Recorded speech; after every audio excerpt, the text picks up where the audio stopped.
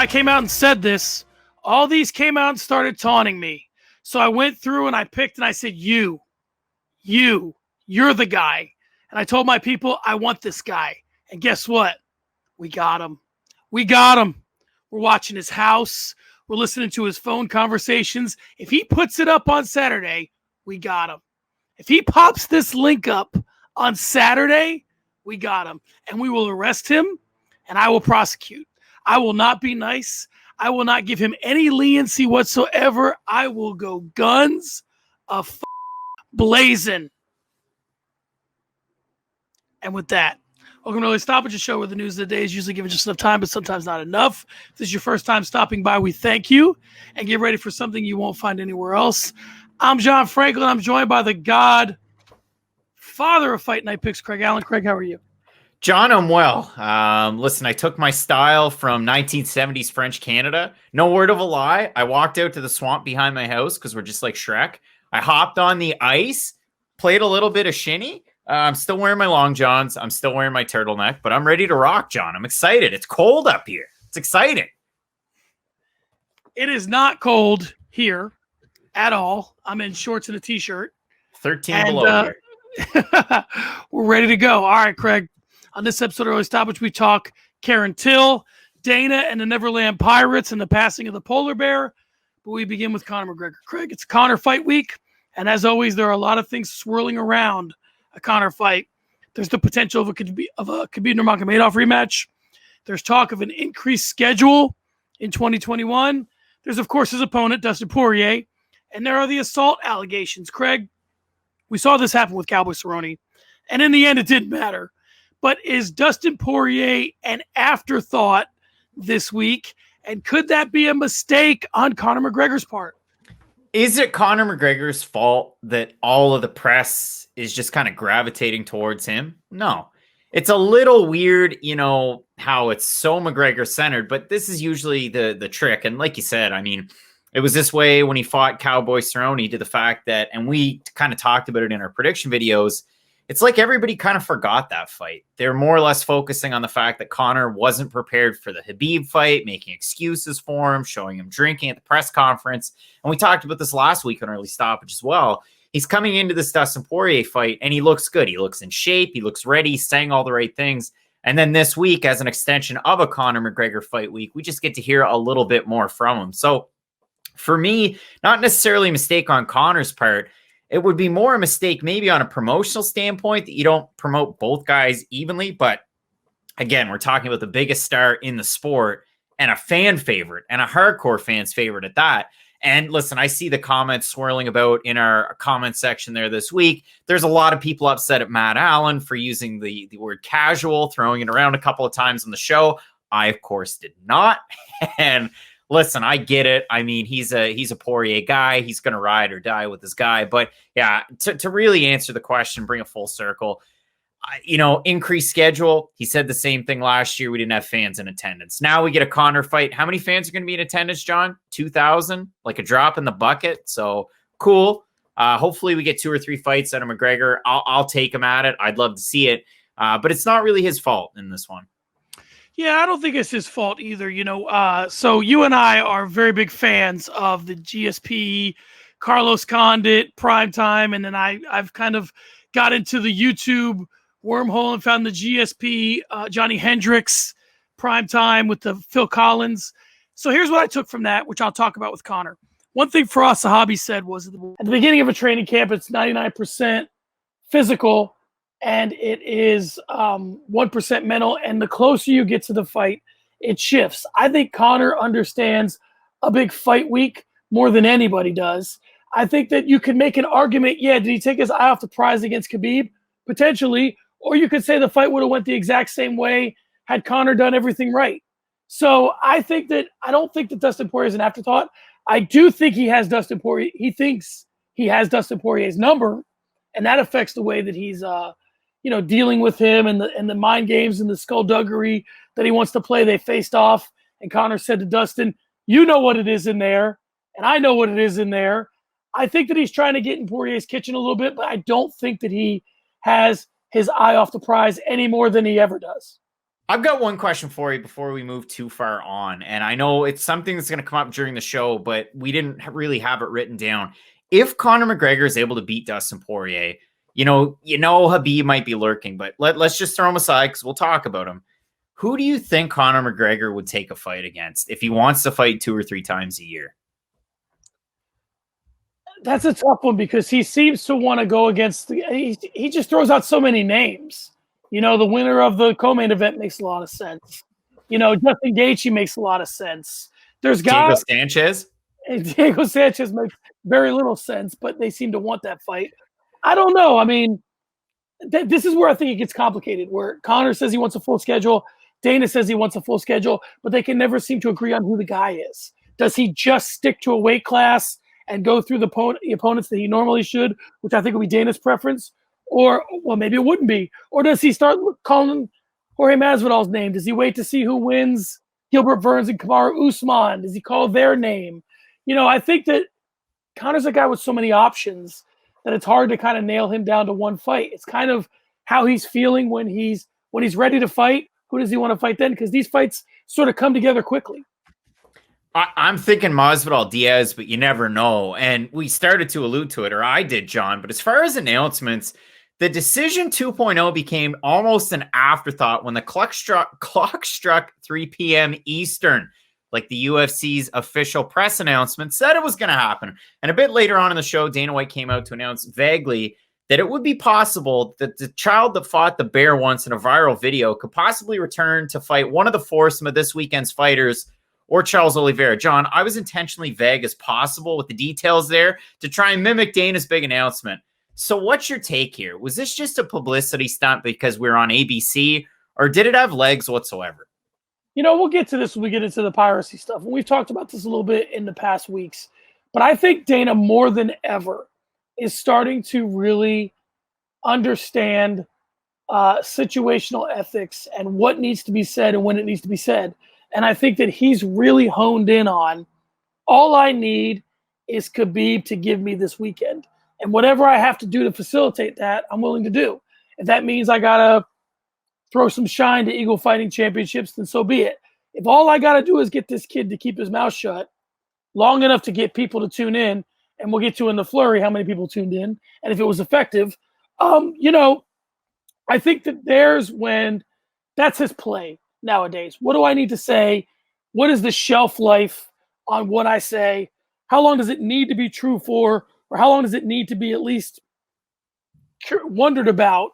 Or how long do people need to be curious about it for to fulfill the thing that I need to fulfill the reason that I said it in the first place? I think he's really getting honed in on that. Now, that's either a good thing or a bad thing, depending on how you look at it. I think that's what this was. This was him saying, Khabib, I'm not asking you to tell me who you want to fight. Just keep your mouth shut for a couple hours. But then he didn't. And that's the trouble. Like, then he came out and said, well, I don't really have any intentions of fighting. Like, that's the issue here. So you make this big address that there's going to be an announcement. There's a tweet where they're walking into what looks like a classroom in a new school or a portable. They close the door. Oh, there's going to be a big announcement. Then all of a sudden in my inbox, I get an email on ABC. There will be an announcement, 3 p.m. Eastern. Then all of Twitter is freaking out at 3:01 when we don't have Dana White popping up on the broadcast. And we have to wait till after another fight. Then we get Dana White out there. And again, he was as vague as possible. He threw out just about every name in the top 5, Charles Oliveira. And again, we're going to get into it in the flurry, but a lot of people are excited about the possibility of a Charles Oliveira fight. Now, I would say he probably doesn't have the hardest strength of schedule as some of these last fighters, but the Kevin Lee wins a big one. The Tony Ferguson wins a big one. And it presents a new challenge. So to me, I don't think the announcement really had any legs other than it being a bit of a ratings ploy. And did it work? Did it not work? I don't know. But to me, it just kind of left a bad taste in my mouth. Like this Ultra Fiesta Monster Energy Zero Sugar. It's awful. It tastes bad. Is that an anti-advertisement? Yeah, it is. I mean, listen, I'm always game to listen to advertisers. We get a neat one for this weekend, but Monster Energy just doesn't cut it. I'm a Guru guy. That's a Canadian brand. It's good stuff. I think I'll say the last thing I'll say on the Khabib thing is that, the Oliveira matchup is interesting. And listen, I don't want to sit here and call Dana the devil, but I'll just put it. Well, hold on. I'll put it in these terms. Khabib's at the point now in his career where if he's going to make a deal, he's going to make a deal with the devil because he's already kind of said what he's going to do and what he wants to do. Anything else is the opening of a briefcase, right? Anything else is this is what I'll give you to do what I need you to do because he doesn't want to fight Conor and he doesn't feel like there's any more challenges at 155 and his mom doesn't want him to fight.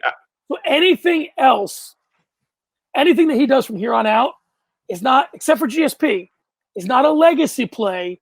It's an envelope. GSP played a villain in a Steven Seagal movie. Who's to say GSP wouldn't take that paycheck, go over to GFC and fight Khabib? Who knows? Who knows? Craig, let's talk Max Holloway. Holloway put on a performance for the ages, and that's coming from a guy who typically puts on performances for the ages. He broke striking records and have people entertaining the idea of a third fight with Alexander Volkanovski. Max himself has said, listen, I'm not interested in chasing a guy for a fight, which kind of flies in the face of everything else he's done in the week leading up to this last fight. But I guess the question here, Craig, is does this performance say more about Max Holloway or Calvin Kattar? And extending the question, should this performance bring Volkanovski back to the table? Isn't that the funny thing? I mean, that's a tweet that I sent out, and it you talk about things getting legs. That was the one that kind of got not as many legs as I had hoped. It wasn't a millipede. It was more like a centipede or a spider, I guess. It didn't really get the shine that I thought it would. And I think it speaks more to the game planning of Alexander Volkanovski, the, different things that he's able to throw at an opponent like Max Holloway, because you saw it from Calvin Kattar. At a certain point, his game plan didn't work. He looked frustrated. He was looking for the power shots. And honestly, and I know we have a great recap up between the one and only John Franklin and that guy, Matt Allen, that other guy. But you looked at it from a point of, from the end of the third round in the early beginnings of the fourth is, why are they sending Calvin Kattar back out there? I don't think that speaks to Calvin Kattar, the fighter. Again, the fight against Zabit, we really saw the heart that he was able to bring into a fight where he's starting to come back in the very latest, the stages in that one. You saw him beat Dan Ige in a great main event. I mean, the guy is definitely a top tier fighter. But as Beast in 25-8 always says, there's levels, and he couldn't crack that upper level of the Holloways, the Volkanovskis of the world. So to me, it showed really Max hasn't missed the step. If anything, he's been able to gain. He can really switch things up. I'm sure he won a lot of fans over. And it's not just regular fans. It's that GOAT Talk fan. It's that, greatest 145er of all time fan. When you're starting to point, yell at the commentary, bring that into, perspective. So to me, Max Holloway gains. Calvin Kattar, to me, doesn't lose a whole lot. And I really think Volkanovski shines out of all of this. But for Volkanovski, he's going to have to beat Ortega and then beat Holloway a third time for him to really win just about everybody over. Yeah, I think that, if you're Calvin Kattar, you do exactly what you've done and just say, listen, Max is a hell of a fighter. You continue to pump his tires because in doing so, it makes you look a little bit better. All these guys that have lost to Conor, as he made his ascension, it's raised them as well. Look at Max. Look at Joe Duffy. Look at Joe Duffy. He went the distance with Conor, and that's kind of added to his legacy. I think for me, and there's one thing I want to address before we get moving on to the rest of this conversation and what's next for Max, but I do want to talk about friend of the show, Brendan Schaub, because I never miss an opportunity to take a shot at him, and here's the one this week. All this business about Calvin Kattar's from Boston, and that's why they didn't throw in the towel, and all those guys are from Boston, and they're tough, and they don't even bring towels from Boston and all that shit. Listen, it's not about how tough you are. You're tough when you walk into the cage. Okay, getting the shit beat out of you and nobody doing anything about it doesn't make you tough. It means that you are all right, this is a little unfair, but I'm going to go ahead and say it.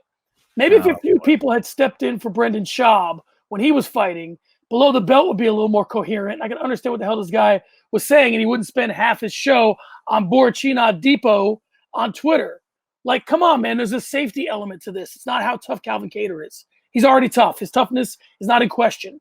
Getting beat up for 5 rounds doesn't make him any less tough or more tough to me, whether the towel gets thrown in or not. No one. But here's. Well, hold on. One more thing. In the history of fighting, no one has ever thrown in a towel and someone say, "Oh, that guy's not tough." Please, that's not the reaction to a towel getting thrown in. Why do we see it more in boxing than we do in MMA? Because the only time I can really think of it recently where a corner gave up on a guy or a corner let a guy give up, and it wasn't really the corner as much as it was the referee, was the Max Roscoff fight. Like, that was the last time I can think of a corner going, okay, that's enough. That fight and Sam Hughes' fight, I guess, against Tisha Torres. Those are the only two. And for Max Roscoff, he won the first round, got beat pillar to post in the second round. For Sam Hughes, her iris was full of blood, and a doctor had said after the fight, I've never seen an injury this bad in a fight. Like, she should be glad she has a coach like this. Well, okay, so in answer to your question, I'd say two things.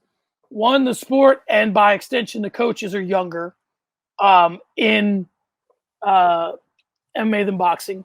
Two, and this is not going to be a popular statement, but I don't want to say boxing people are smarter than MMA people, because that's a push, because you have more skills that are needed for MMA. So obviously you have to have a more diverse mind to understand a lot of different things. I just think in boxing they have more of a sense when the fight's over than they do in MMA. Sometimes they'll let fights go on longer than they should for God knows why. But I think that the corner, even the fighters themselves, there's a history of throwing in the towel. There's a history of not leaving your stool. There's maybe it's a precedent thing. Maybe there's enough precedent of the towel being thrown in that's not looked down on as much as maybe it would be in MMA. Although I'll remind everybody, we're going to talk about a fighter, an OG later, who passed away this week. Royce Gracie's corner has thrown in the towel. They threw in the towel against Sakuraba. He didn't really answer the bell after he fought chemo. So, I mean, it's not like there's no precedent for this. There's some precedent for it. It's just that people want to tie their masculinity and their toughness to whether or not a towel gets thrown in. I don't agree with that. Anyway, let's move forward to Max. I would say that let me ask you this question about Max Holloway. Do you think he's a poster fighter? I mean, he's a young guy, and he can still go after the belt. So if you had a choice between Max only fighting big names who are at or near the end of their career, Jose Aldo, the like, guys like that, not him, but that, or going to 55, what would you prefer? I mean, that was his 8th main event in a row. Before the pandemic, he only really fought in 2 places, right? Toronto and Vegas. And wasn't the Pettis fight in Detroit? Somebody will hit us up in the comments and let us know. I think it was in Detroit. I think. Anyway, he's a Toronto guy. He's a Vegas guy. So he's a draw. And you can't deny that. I mean, the UFC comes to Toronto, once, twice a year? And they usually put on a stacked card for the Canadian fans. And he's a huge draw in Canada. So, I can speak to that for sure, having that firsthand experience. To me, he's a poster guy, due in part to, again, 8 main events, huge draw in Vegas and in Canada. I would have to look at the pay-per-view numbers to really back up the argument to be 100% sure with it. But, for his career, like you said, he's still a young enough guy. But you're starting to creep into the fact that you've had so many fights. You're into that kind of Jose category almost. And he's going to be an old guy at 33 years old, probably in MMA years. And you don't want to see those years start to catch up to him. So again, you move him up to 55. He's going to fight in the best division. Not to say that 45 isn't good, but 55 is definitely the best at this point, especially with the addition of a fighter that we will be talking about. We just keep cucking everybody with these. We will talk about it, so keep tuning in.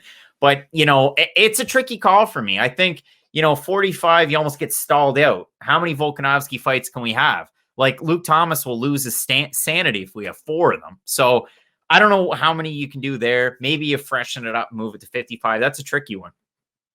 Well, one more thing before we move on. That interests me about this thing is that he started fighting so young, and he has to understand that, like, you're not LeBron James in the sense that you can't just start dedicating $1 million a year to your body and get a young superstar and not play back-to-backs or take it easy on back-to-backs. There's a path towards LeBron James playing with his son in the NBA. There's not a path towards, I want there to be a path towards Max Holloway playing with his son. I think that he needs to understand how much money do I need to make next couple of years and be out of this thing by 33, 34, 35.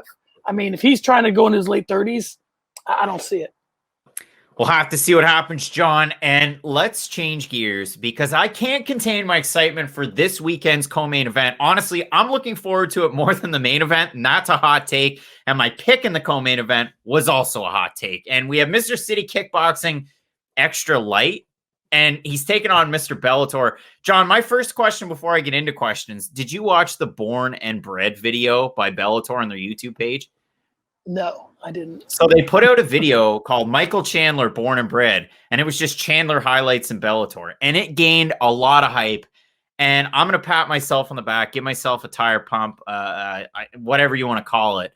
I put a comment underneath as Fight Night Picks, and as Bellator, as Chris Weidman's dad, this is still my boy because Bellator is still repping their guy. So we have the number 2 guy at lightweight. We have the number 4 guy at lightweight in the main event. Yes, Conor McGregor is number 4 ranked lightweight in the world, according to the Ultimate Fighting Championship. We have number 6 taking on an unranked guy in our co-main event. So really, is this Dan Hooker's last chance to crack that elite at 155 pounds?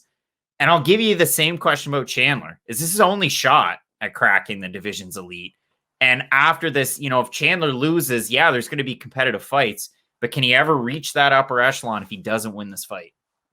I don't think the stakes are that high in terms of how far they'll fall in this fight. I think the stakes are that high in terms of what's next. I think if either one of these guys gets a finish of the other, that's interesting. That means you could potentially, despite what Dana White says, you're probably not going to set yourself up for a fight with Khabib, so don't get your hopes up. But you might set yourself up for a fight with Conor if you look really, really good. Probably more likely if you're Dan Hooker than Michael Chandler. I don't think Conor wants to get into Michael Chandler, in my opinion. But you could make the case that Conor does the MMA math between Eddie Alvarez and Michael Chandler and does. What I find interesting here is that the last time a guy came over like this, and I'm sure the fans will correct me, and you'll correct me if I'm missing someone, but was Ben Askren. And yeah. I think that the difference here for me is that Michael Chandler's an action fighter and Ben Askren's not. Even at his best, Ben Askren was. The question was, could Ben Askren do what Ben Askren does well against UFC fighters? Michael Chandler gets in there and mixes it up with everybody. So from that perspective, I'm interested to see this fight. And I think that Chandler can build a nice little – he can carve out a nice little – had Eddie Alvarez not left and went to one championship, I think even – listen, it's tough after you lose that way to Conor to stick around and have to go into buildings and have them run that highlight and all that. But, I think there's a place for Chandler. I think he's the kind of fighter the UFC likes. And that doesn't mean he's not going to go in there and get pieced up by a guy like Hooker. But I don't think either guy falls that far with a loss. You can hear the arguments from both sides. Obviously, I've heard them more for Dan Hooker than I have for Michael Chandler in the comments. And if you made it this far, I picked Chandler to win the fight. And again, I understand it's not a popular pick, but I like the wrestling. And, Dan Hooker has the straight shots up the middle, the elbows, the knees. It makes for an interesting fight. It's a fight of the night caliber one. You can really sit there. It's the old Fight Night Picks pop and popcorn fight. I'm not going to lay any chunk of change on it. I'm just going to sit back and enjoy it. And listen, Fight Night Picks fans know Craig and Matt, Bellator guys, right? So we're in it for that factor. Dan Hooker's a great fighter. And here's where you can start to poke holes in it. And listen, again, from both sides. But you look at Dan Hooker's wins since 2017. Ross Pearson, Mark Chiesa, Jim Miller, Gilbert Burns, who is very depleted and is, he's getting a title shot at 70 now. I get it. But at 55, it was so-so. Loses to Edson Barboza, one of the most disgusting beatings we've ever seen in a cage. Beats James Vick, who's fighting for ex-MMA. Beats Ally Quinta. Ally Quinta at this point, I don't know how good he is. I honestly couldn't tell you. Beats Kevin Lee on his best day. He loses to Dan Hooker on his worst. Paul Felder by split. And he wins that one, but you can make an argument that Felder won it, right? So there's all of these different things where it's really tough to tell just how good Dan Hooker is, especially with a win. And then for Chandler, the argument is, well, you look at his wins since he lost his belt to Primus at Bellator NYC. Gyoti Yamauchi, Brandon Gertz, Brent Primus again, gets knocked out by Patricio, beats Sidney Outlaw and Benson Henderson. And Matt made the best argument for this one. It was the fact that those wins are maybe not against the highest of competition. Maybe it's not UFC level competition. And I saw somebody say, well, the UFC wouldn't even sanction Benson Henderson, Dan Hooker. Well, I bet they would, But you look at the fights, it's the way that he finishes those fights. And that's why he deserves a shot like this. John, you brought up a great point. The biggest debuts you could think of with the UFC, or the biggest promotional switches. You got Askren, you got Gaethje, you got Eddie Alvarez. And we get some pretty exciting fights out of all those guys. Obviously, Askren was the least popular of the three, or the least successful. But I love this fight, and I think, this really does hold a lot of water in terms of the top end of the division. And if you lose it, you might see yourself on the outside looking in. And if you win, you probably have a shot at fighting Charles Oliveira. Oh, that sounds great. All right, Craig, let's move on. Craig, it's been a hell of a career for Carlos Condit, interim champ in the UFC, undisputed champ in WEC, and a lot of great fights. But the contract has come to an end. So I want to look at this from both sides. The UFC and Carlos Condit, right? This is a marriage. All contracts between fighters and promotions are marriages. Who wants to still stay married? Who's still in this thing? Who's still got the love? And who's lost that love and feeling? Do you think the UFC wants to keep Condit? Do you think Condit wants to stay? What are your thoughts? You know what's weird? So I saw this question was in our doc, and then I looked up Carlos Condit, and I knew I wouldn't find how much he got paid when he fought his last fight against Matt Brown. But I typed in Carlos Condit pay. And then the first, 4 or 5 articles are Reebok pay. And every single article, and they were from different events, is Carlos Condit gets the most out of Reebok compensation. And I thought, well, that comes out of Reebok's pocket or the UFC's pocket? Because Reebok pays the UFC and then the UFC pays, right? So the UFC is paying Carlos Condit. Again, it's a small amount of money, but it's still an amount of money. And it's always the most on every card he fights. And he's a former WEC champ, and he's a former UFC champ, and he's been around for so many fights, and that dictates higher pay. Carlos Condit is an expensive asset. And listen, that fight against Matt Brown was awesome. Carlos Condit grappler was awesome. I can't tell you how excited I was about it. I'd say Condit wants to stay more than the UFC wants to have him, and that's coming off an exciting co-main event. But I get Carlos Condit only lost to the top guys in the losing streak, but what do you do with Carlos Condit? Do you give him a 15 guy, or do you give him a young up-and-comer like Matt Brown had and Miguel Baez's last time out before Condit? It's so tricky. It's a tough one to answer. It depends on what you think about Carlos Condit. Matt and I kind of touched on this on the recap show. It depends on what you think of him. And if you think that Carlos Condit deserves to have listen, we've had this conversation 1,000 times. Let's have it 1,001. It's the name versus the game, right? And if you want Carlos Condit, if your point in having Carlos Condit on your roster is to build someone else's name, then you're going to throw him in there with guys like you just mentioned. But if you think that you want Carlos Condit to walk away from this game and get fitted for a Hall of Fame jacket, then you're going to give him opportunities. Now, I don't know anybody that's had a losing streak as long as his, other than BJ Penn, who's got a UFC Hall of Fame jacket, but I think that it's interesting. It depends. Now, listen, I will say this is a blind spot for me and a failure on my own, and the guys can blast me in the comments or just tell me in the comments if you want. I don't know what Carlos Condit wants to do long term. So one of the questions I posed either to you or Matt, I get you guys confused, is come on, Dad. Is that you're right. I should know more about what Carlos Condit wants to do post-fight. He's just so locked into fighting that I never hear anything about what he wants to do after fighting. So then the question becomes, and I've had this conversation before, is he going to be a guy, I think it was with Matt, where because we're talking about Matt Brown, is he going to be a guy that just wants to retire as a UFC fighter and go open a gym? And that be his revenue stream moving forward? Okay, if that's the case, then you retire after a big win. Does he want to work in the front office with the UFC? Carlos Condit is one of these kind of guys, and this is not to take a shot at him. He's one of those kind of guys that we sort of project intelligence on. I mean, he sounds smart in his interviews, but I don't know that he sounds any smarter than any other fighter. He seems to get this intelligence. I don't know if he would even be interested in a front office job. What's going on in Kandahar? It's Dana White. He heard a rumor that I was going to stream. So he's got his people watching my house, flying helicopters over. All right. No, I don't know what Carlos Condit wants to do. So if he wants to just be a coach, listen, there's plenty of room for him at Winklejohn. I'm sure they'll be happy to have him.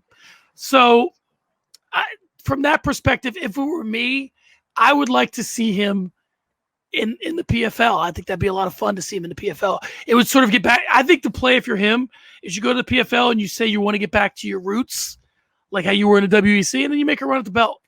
But I don't know. I don't know what he wants to do long term. So we'll have to see. Yeah, the trouble there is the PFL is full of wrestlers. So, I mean, that's it's all E's bread and butter. Now, Matt would love that. I mean, a fight against Rory McDonald. But let's parlay this into some kind of sad news. And I know we're going to touch on it. It's going to be a big theme. But, John, COVID-19 continues to affect everyone. And today the news dropped that Fedor Emelianenko had been hospitalized with the virus. Now, I'm going to read you the post that he put out on Instagram. And he said, "Thanks to all who are genuinely concerned for my health.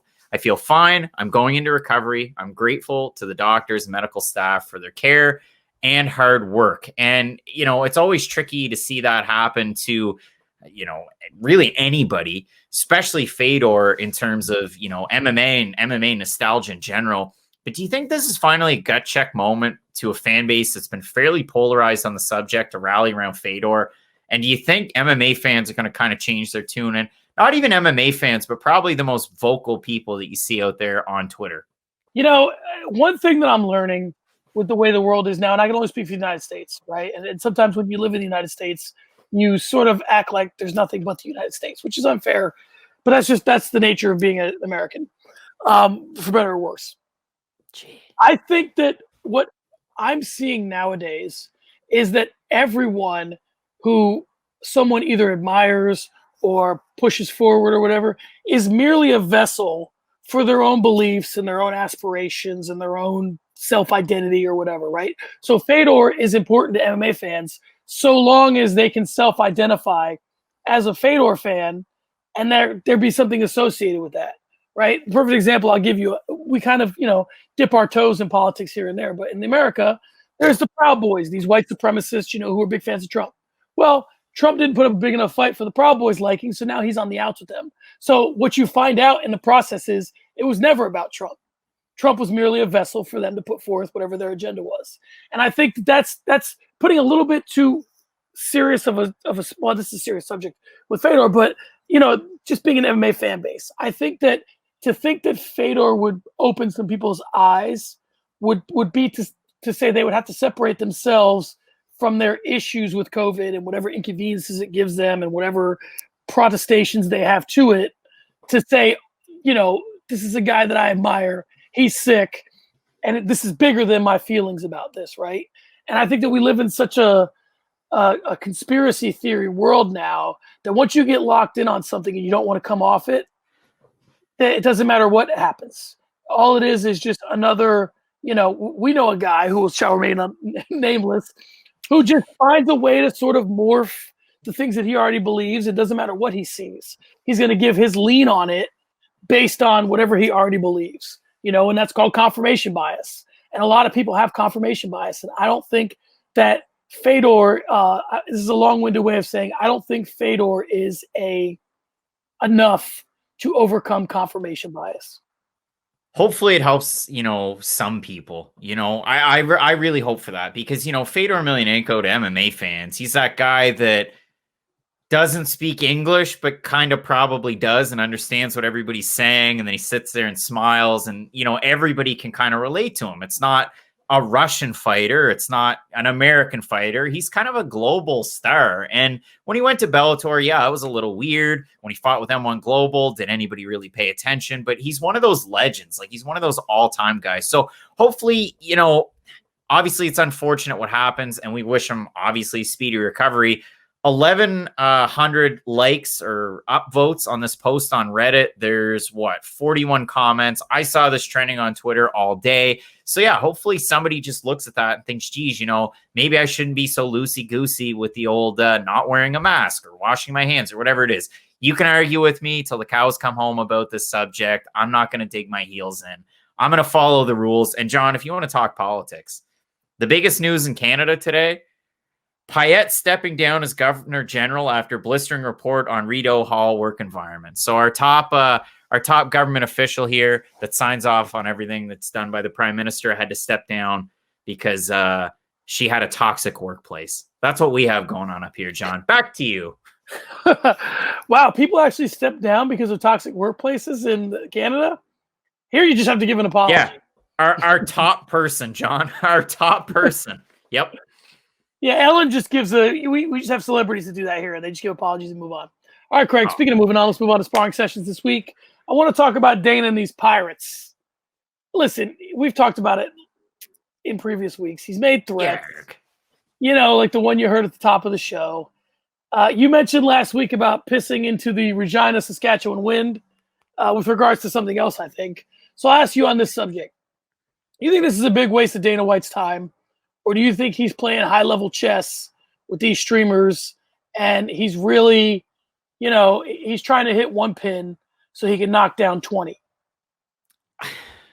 Did you watch that interview today with BT Sport where he started talking about, like, we've got this guy. We found him in the comments section.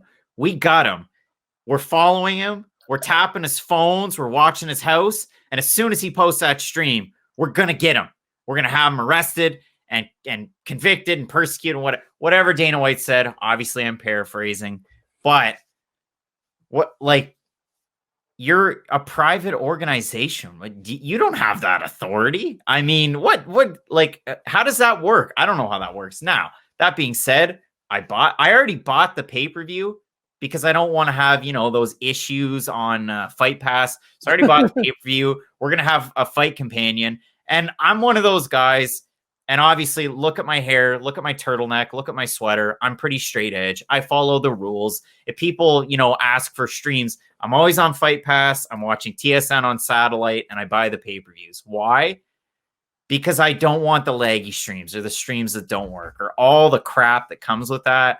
And at the end of the day, if a fighter can get paid, a fighter can get paid and whatever. Listen, you can make an argument for either side. I really don't care. To me, yeah, it's a little bit of a waste of his time. It's he's trying to flex on these people. They're still going to do whatever they're going to do. I'm not one of those guys, but yeah, it's weird. I don't know if it's high level chess. You can get into that chess and checkers debate like you did that one time, but it's just weird. It's really weird. Like, why would you make this like your big bugaboo that you're going to stick with? Like, it's just odd. Yeah, I think it's the continuation of the situational ethics, and I think it's the continuation of what each situation calls for. I think he's going a little too, I don't want to say power hungry, man. This whole my people are on it thing is odd. And this whole, but I think that he has there are things that Dana White does that I don't want to say are outside the law, but, he leans on people, he nudges people, and I'm sure that he has, how do I want to put this? So let's get back into politics for a second. Whenever two candidates run, no, please. Hold on. No, but this is the logistics of it, not the opinions of it. Whenever two candidates run, there's something called oppo research, right? The research you do on your opponent. To think that Dana White doesn't have oppo research on people that he needs oppo research on would be being short-sighted when it comes to Dana White. So I'm sure that he tasks people that work for him with these kind of projects where tell me, follow Nate's, Dana likes to be in the know, right? I'm sure he has people that keep him in the know. Can these people run down a streamer? Yeah.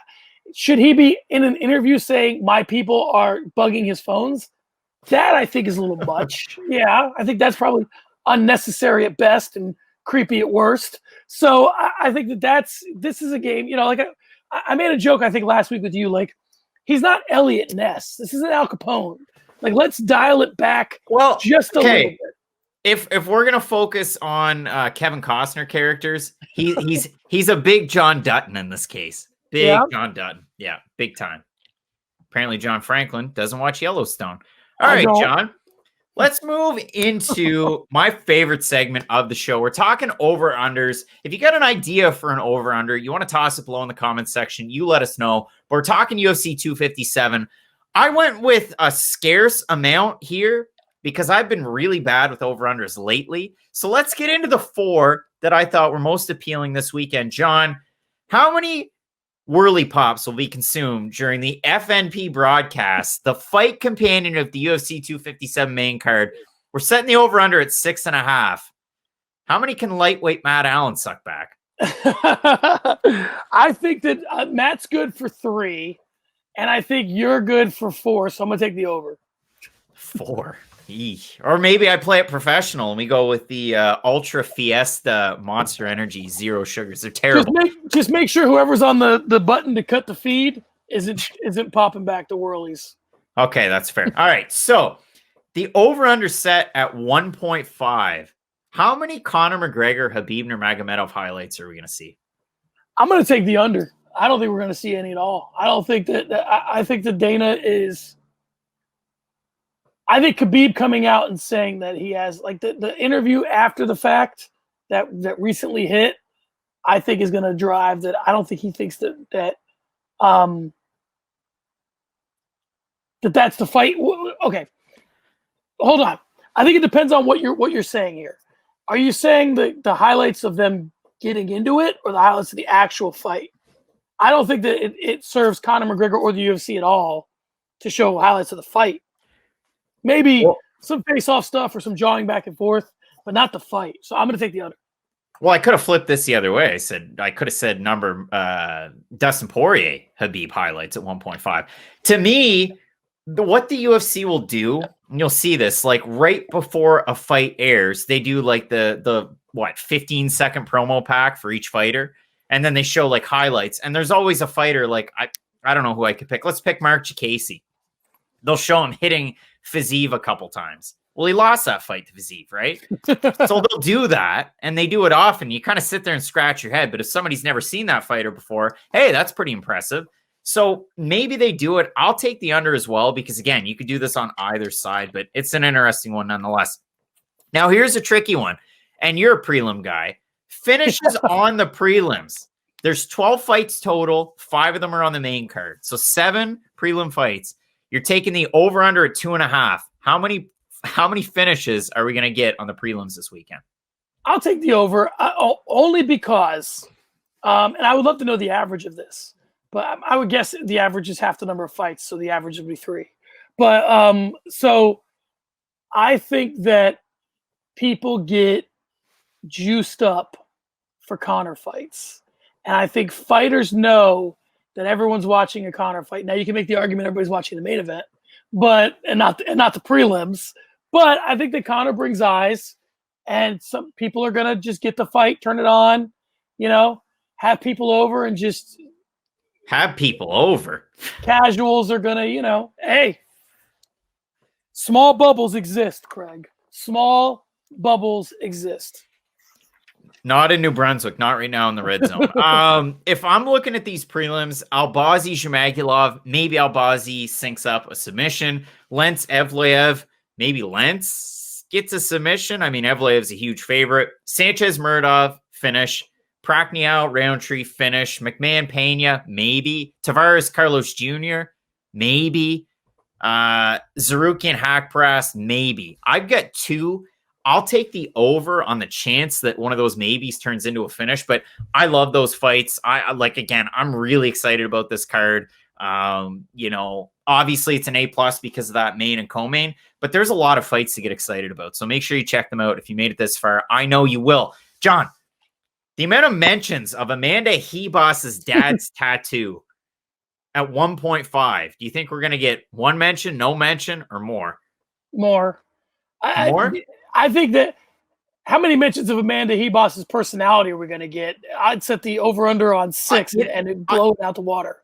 I got to say something, John. Matt loves to talk about that. The first time the broadcast talks about your personality, you know this fighter sucks, right? It's the old John Vellante effect. He played football. He's a funny guy. His fighting sucks. It just sucks. You think Hebos is the exception to that rule? I do. Wonderful personality, great fighter. Max Holloway, they do it too, I guess. Yeah, there's a few. There's a few in there that their personality outweighs their fighting. All right, I'm gonna get serious for a second on the over-unders. I'm gonna ask you some real, honest to goodness over-unders. All right, here we go. First up, number of knockdowns in the main event. I'm gonna set the over-under on 2.5. Over. No. Under. I'll take the under. Yep, I'll take the under. All right. I'll take the. Oh, it's a tough one. Who do I? Connor hits Dustin. Dustin hits the floor. Here's the thing. Connor doesn't really get. It depends on what you want to say about that Khabib one, but Connor doesn't really get knocked down. He's got a pretty good chin. And Dustin kind of gets rocked, but he doesn't really get knocked down. I like the under there too. This is one that kind of tells you where what you're thinking. Co-main event, number of takedowns, over under 5.5. Oh, I'm gonna go under because I think if Chandler can even get 1 or 2 and just force himself on top of Dan Hooker, then that's his path to victory. You get 1 or 2 in the first, you get 1 in the second, you get 1 in the third. I'm up to 4, and I've got 1 to burn. I'll take the under. But I still like Chandler in that fight. You know what no one ever talks about, which is interesting when it comes to number of takedowns in a fight?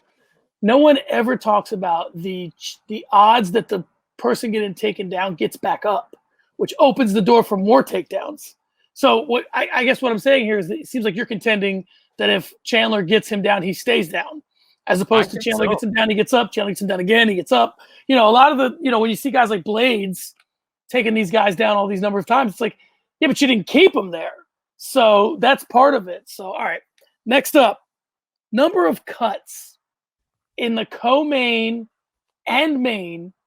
I'm going to set the over-under at 3.5. Over, because Dan Hooker gets cut and Dustin Poirier gets cut.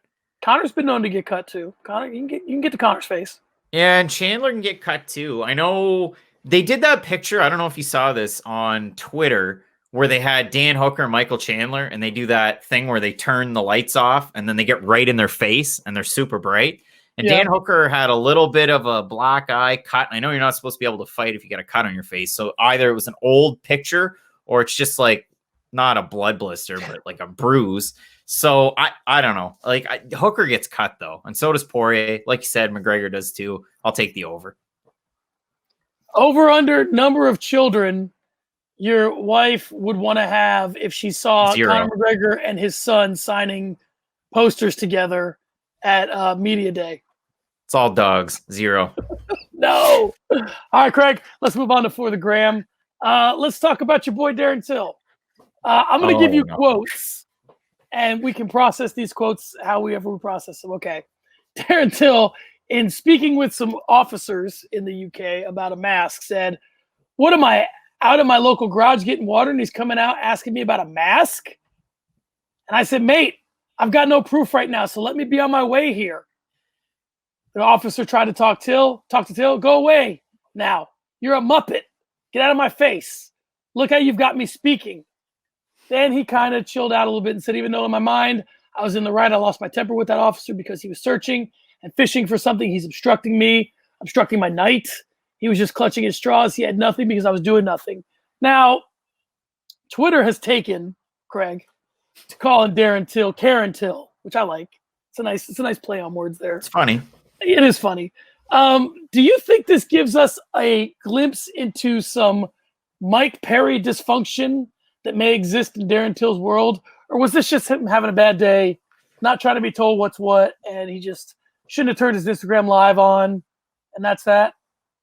I think Darren Till allegedly going full Muay Thai on that guy outside that bar was a little bit of dysfunction. If it was him, whoever that guy was kicking that guy, that was bad. I think Darren Till allegedly getting in trouble in the Canary Islands, that was bad. I think he was just having a bad day in this instance. You try to put yourself in these people's shoes. We've all done dumb stuff, but then you see this and you're like, well, I wouldn't do that. But he was having a bad day. I don't know. I hope he was. But stuff like this just grinds your gears, does it not? Yeah, I agree. I think that he was probably having a bad day. But listen, the definition of a loose cannon is someone that you don't quite know what you're going to get from, And when I was younger, you could ask around. I was a little bit of a loose cannon. We'd go out and have a few drinks, and I'd get crazy. So that's fun for a couple hours, and then it's not fun. So I think that, we like Darren Till's personality in certain instances, and in other times you got to understand it's a package deal. It all comes with it. You get this silly guy that's doing memes. He's also this guy that's going to go tell a cop to go fuck himself. So that's the way it goes. All right, Craig, let's move on to one Twitter hitter. Let's talk about this Michael Chiesa. He had a win last night over Neil Magny. Scorecard read 49-46, 49-46, 49-46, 49-46 is all around. So after it, he said to Colby Covington, the election is over. Your shtick is done. I want you next, boy, which I think was a play on what DC had said to John Jones since DC was interviewing him. So let's keep this simple. Do you like this fight? And do you think Chiesa has any chance of getting it?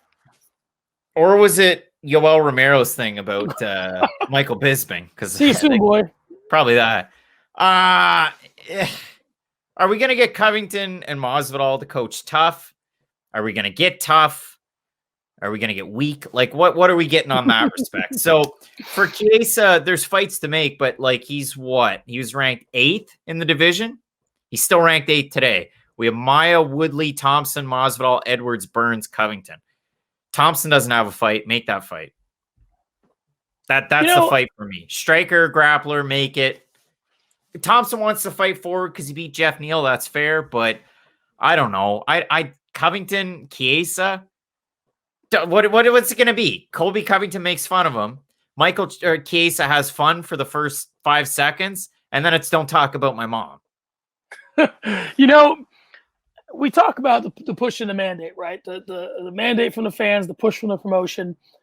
I think that if you have guys that you're pushing for a little bit of time and you're not getting from them what you want, maybe it's time to push some other people. And all due respect to Stephen Thompson, and I'm not saying this is against making that fight, but how long are we going to give Thompson, the approval of the UFC and put him in advertisements in khakis? And I mean, let's try another guy.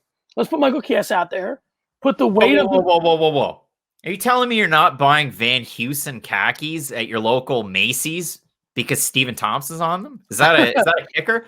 Craig, I'm in my 40s. I was buying Van Heusen khakis before Stephen Thompson tried to kick TJ Dillashaw. So I was way ahead of that game. No, I just think we give Chiesa a shot. See if he can has a little more to offer than don't talk about my mom. And I just think it's time to, I just think you move the pieces around and you try a different guy in a different place. Now, granted, in fairness to the UFC, the kid's on the desk, right? So it's not like they're not putting him out there. But I think that you got to figure out a different way to market him. You got to give him the glow up, if you will. You got to let him. I hate that word. I hate that saying. I hate it so much. You got to give him the, you got to give him you got to go to the folks in the editing room and say, why don't you give this kid the hero's cut? Give me the best you can with Michael Chiesa. Make him look looking like a mountain man on the scale, half cut. Yeah. Like what? Give me the hero's highlight. All right, Craig. Let's move on to posting to the book. A melancholy posting to the book this week. Rest in peace to Paul Varalens. My estimation of Paul Varalens, he was sort of Tim Sylvia before Tim Sylvia. He wasn't a championship caliber fighter, but he was this guy who was a big guy. I think he went about 6'8". He was from Alaska. He had the gimmick. If you want to have fun, go read what Jonathan Snowden wrote about Paul Varalens in MA Encyclopedia. It's hardly, I would do it here, but we're running a little long. It's hardly a glowing portrayal of Varalens' career, and has a nice Missy Hyatt story. It's a good read. I'll put it on the Patreon. But listen, he was a freak of nature. He's an OG. He wasn't a Hall of Famer. He's more known for what Marco Huas did to him than what he did to anybody else. You're a lot younger than I am. When you hear the name Paul Varalens, does it mean anything to you? Did he transcend his era? His first fight was 2 weeks before my first birthday. His first pro fight. He fought on July. No, Craig, that's one of them. He fought on July 14th, 1995. He lost to Tank Abbott, who was then undefeated, make his pro debut, and he fought Cal Warstrom, and he beat him. And my birthday, I had a high school diploma when that fight took place. My birthday is July 30th, 1994. Don't steal my identity, I guess. But I look at his record. Lost to Tank Abbott, lost to Marco Huas, lost to Dan Severn, lost to Vovchanchin, lost to Chemo, lost to Mark Kerr, and then he lost to some other people, Nick Nutter. I don't have enough to speak on him other than the fact that he fought in some pretty pivotal UFC events pretty early on. And I know there's a lot of reverence held, and that name holds a lot of water with a lot of UFC fans. Obviously, it was way before my time. And when I look at the early UFCs, I'm into them because of what? Harold Clarence Howard. You know, we have a saying up here in Canada, if you're coming on, come on. And, you know, some of the bigger names. But again, Paul meant a lot to a lot of people. And obviously, it's a shame to see somebody go like that. So, again, kind of feeds into the whole Fedor thing. You see Fedor, he's hospitalized. You see Abdulmanap Nurmagomedov, he passes away due to COVID complications. You see it happen to Paul Varalens. You got to kind of start to open your eyes. And it's a real shame. And, you know, I've seen a lot of an outpouring of, I guess, grief on Twitter, Facebook. I saw even Jonathan Snowden posted about this one. And it's definitely disappointing to see it pop up on social media for sure. You know, it's interesting because, and this is just a thought of mine, and there could be nothing here, but when you read those names, it's almost like, you know, sometimes I'll see guys that fight a lot of Hall of Famers or do all this, and I look at their resume and I go, man, this guy's got a hell of a book in him. And, you know, Sean Al-Shadi, who's a friend of the show, he wrote this article, or he's written a couple of them for MMA Fighting, which was like the night we fought Anderson or the night we fought Jose Aldo, where he talks to all the fighters that fought those particular fighters. It's almost like you could flip it, and it'd be interesting to read a book written by a guy who fought all those guys and lost. And maybe each chapter is like the night I fought Mark Kerr, the night I fought. That'd be an interesting book. Now, obviously, he's passed, and that no longer exists, but it's just interesting to have that you be a common thread between all those guys. And the story never gets told. You know what I mean? I mean, to me, the one person that I would love to hear from, I'd love to have an interview with this guy, but you got to be particular about the way you do it. It's not like, oh, you're a punching bag and you lost and you're terrible. But Tyrion Ware, and I pick on him a lot in the shows, and I say, like, look up that guy's record. Look up that guy's record. He won 1, 2, 3, 4 in a row, went to the UFC in 2017. Lost the decision to Cody Stamen, lost the decision to Sean O'Malley, lost the decision to Tom Duquesnoy, lost the decision to Merab Dvalishvili, leaves the UFC and loses 2 split decisions. This guy fought a ranked fighter, a guy who's would you call him a superstar? He's transcended MMA, Sean O'Malley has. Yeah. A great fighter in Tom Duquesnoy that I wish he was still around, but he's a male model. He made that choice. And a ranked fighter in Merab Dvalishvili. Like Tyrion Ware, the stories this guy would have, but you just got to be really particular about how you'd approach it. Yeah, that's true. All right, let's move on to the Flurry. Craig, what do we miss? What is kind of sticking out there that we didn't touch in the middle of the weird article that I saw, and again, paraphrasing, but the headline from Bloody Elbow was like, Khabib Nurmagomedov training partner says Charles Oliveira is most intriguing opponent for Khabib. And then it turns out I click on the article and it sends me to Josh Thompson's podcast, Big John.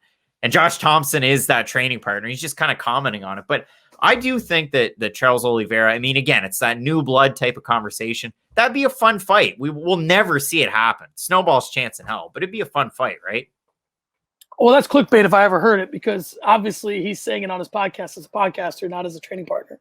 Not, you know, sometimes when they say training partner, it's like, well, this guy's got some insight into what the guy's thinking. But I'm with him, and I think it'd be an intriguing fight.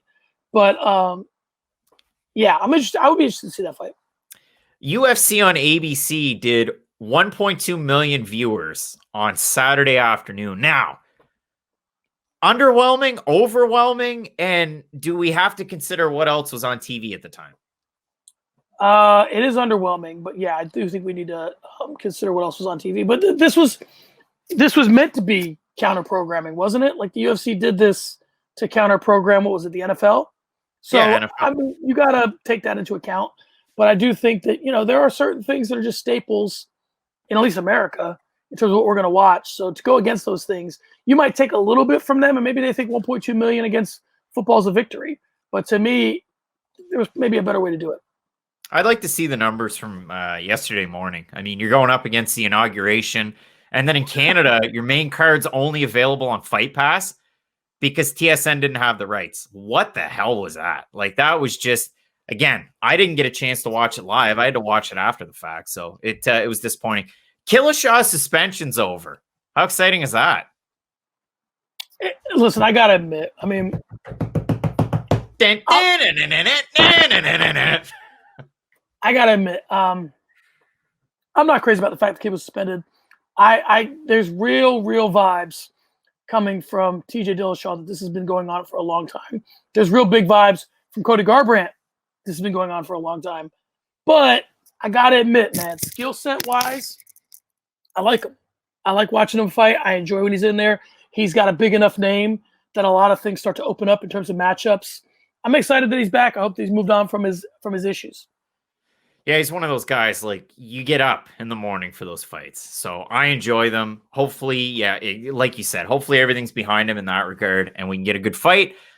Every single fighter in the last 2 UFC events, the Saturday event, the Wednesday event, everybody made weight. Was that a surprise for you? Yeah, I think it was a surprise, but I do think it speaks to, it could just be a coincidence, but I do think it speaks to that, people sit up a little bit straighter during a Conor fight week, so I think they know the eyes are on them. No one wants to, I think people are probably starting to get it that Dana's not having it and it's getting old and, maybe. Whoa. So you can lose 3 fights by first round finish and still get a fight, but if you miss weight, like, that's the kicker. Marcin Prachniow, Vinicius Morea, they keep carting these guys out here. What do you make of Sarah McMahon on a 15-hour flight in Embedded, getting up out of her seat and, like, doing, like, push-ups and sit-ups and stuff? Does that really help an athlete? I need your expert opinion on that one. I thought it was kind of silly. I think any activity is better than sitting on your ass on an airplane. So, yeah, I would say it helps. But, it's the old thing of we mentioned Kevin Costner earlier. Let's mention Bull Durham again. In terms of whatever reason you think that you have a winning streak is the reason why you have a winning streak. So if it means something to Sarah McMahon, then it serves a purpose. Elbow Queen, that 1-win streak. Miocic Ngannou 2 is official. Level of excitement out of 10. Where are you at here? Out of 10, because I think that Ngannou lost the first one, so that makes it interesting. I think Miocic is really looking like he wants to cement his legacy as the best heavyweight of all time, if he hasn't already, but he really wants to cement that legacy. And our friend John Jones is hanging out there. And both these guys know that the fight with John Jones is going to be a massive fight. And the winner of that, where it gets interesting is if Ngannou wins, do they go straight to Jones or do they give Miocic the run back? But yeah, there's a lot on the line for this one. So I'm super excited about it. And to be quite honest, I do think Ngannou's a different fighter than he was the first time. And I think it's a much more interesting fight. You could have cut the tension in that arena with a knife. That was so much fun being there. Like, I was nervous. The last 2 I have, Ryan Hall, Dan Ige, official for March 13th, and Cody Garbrandt called out Jose Aldo. What's a bigger deal? Garbrandt Aldo? Probably that one. Or Ryan Hall finally getting a fight? Man. We really talked a little bit. Yeah, you did. We talked about it on a recap show about Ryan Hall's kind of the boogeyman a little bit. There's these guys. Tony Ferguson was it for a while. Joanna was it. These people that no one wants to fight.